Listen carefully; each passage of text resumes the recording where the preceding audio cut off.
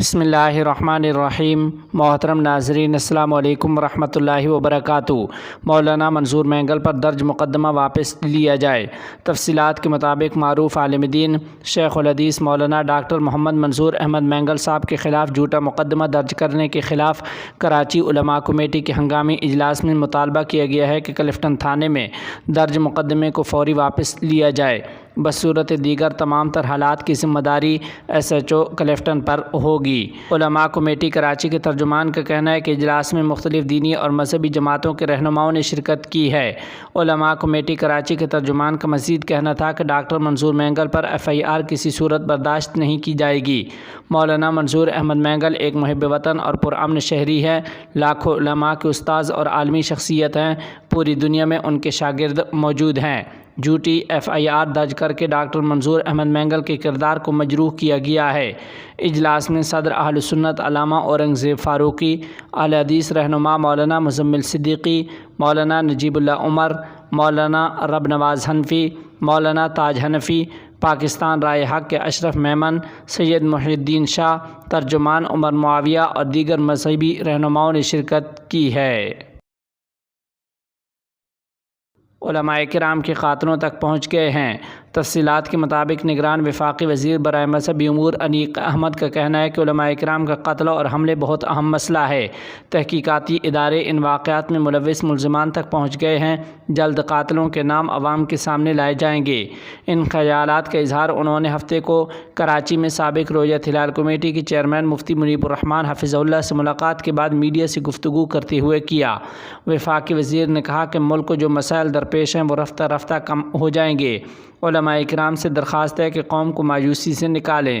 حکومت وقت کی بنیادی ذمہ داری ہے کہ عوام کے مسائل کو حل کیا جائے۔ ان کا کہنا تھا کہ مہنگائی کے اثرات ہم پر بھی پڑتے ہیں، لیکن اچھے دن آئیں گے، کام کا آغاز ہو چکا ہے۔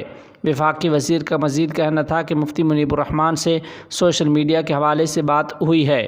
انہوں نے کہا کہ توہین رسالت صلی اللہ علیہ وسلم ناقابل قبول ہے۔ توہین آمیز مواد جو سوشل میڈیا پر آ رہا ہے اس کو روکا جائے گا۔ کابینہ میں اس حوالے سے بات کروں گا اور فوری ایکشن لیا جائے گا۔ انہوں نے کہا کہ ہم درست سمت میں آگے بڑھ رہے ہیں۔ مفتی منیب الرحمان صاحب دامت برکاتہم العالیہ نے وفاقی وزیر انیق احمد کی آمد پر شکریہ ادا کرتے ہوئے عوام کو درپیش مسائل پر اظہار خیال کیا۔ انہوں نے مطالبہ کیا کہ سوشل میڈیا پر جو توہین کے واقعات ہو رہے ہیں ان کے قوانین میں ترمیم کی جائے۔ سوشل میڈیا کو کنٹرول کرنے کی تجویز دی ہے۔ انہوں نے مزید کہا کہ توہین رسالت صلی اللہ علیہ وسلم کا قانون پارلیمنٹ نے پاس کیا تھا، تاہم صدر مملکت نے دستخط نہیں کیے۔ یہ بھی اسی فارمولے کے تحت از خود قانون بن جانا چاہیے جس طرح آفیشل سیکریٹریٹ ایکٹ قانون بن گیا تھا، کیونکہ اس پر بھی صدر نے دستخط نہیں کیے تھے۔ دریں اثنا نگراں وفاقی وزیر انیق احمد نے جامعۃ الرشید کا بھی دورہ کیا اور علماء کرام سے ملاقات کر کے بین المذاہب ہم آہنگی پر تبادلہ خیال کیا ہے۔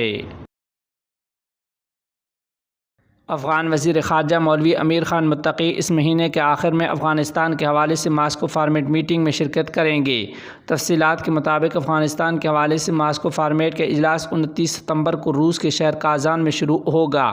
افغان وزارت خارجہ کے ترجمان نے بتایا کہ اس اجلاس میں وزیر خارجہ مولوی امیر خان متقی حفظہ اللہ شرکت کریں گے۔ وزارت خارجہ کے نائب ترجمان حافظ ضیاء احمد نے باختر نیوز ایجنسی کو کال کے دوران تصدیق کی کہ مولوی امیر خان متقی کو اس اجلاس میں شرکت کے لیے کازان میں مدعو کیا گیا ہے۔ حال ہی میں روسی وزارت خارجہ کی ترجمان نے کہا کہ ماسکو فارمیٹ کے اجلاس میں کازان میں خطے کی سلامتی کے مسائل پر بات چیت ہوگی۔ جرمن فٹ بالر رابرٹ باور دائرہ اسلام میں داخل۔ تفصیلات کے مطابق سعودی عرب کے الطائی فٹ بال کلب کے ڈیفینڈر رابرٹ باور نے اسلام قبول کرنے کا اعلان کر دیا ہے۔ سماجی رابطے کی سائٹ انسٹاگرام پر سعودی کلب کے ڈیفینڈر رابرٹ باور نے تصویر شیئر کرتے ہوئے مداحوں کو آگاہ کیا جس میں وہ نماز پڑھتے دکھائی دے رہے ہیں۔ انہوں نے اپنے پیغام میں خوشگوار تبدیلی کا ذکر کرتے ہوئے لکھا کہ اپنی اہلیہ اور اس کے خاندان کے ہمراہ دائرہ اسلام میں داخل ہو گیا ہوں۔ آپ سب کا شکر گزار ہوں جنہوں نے میری مدد اور حوصلہ افزائی کی ہے۔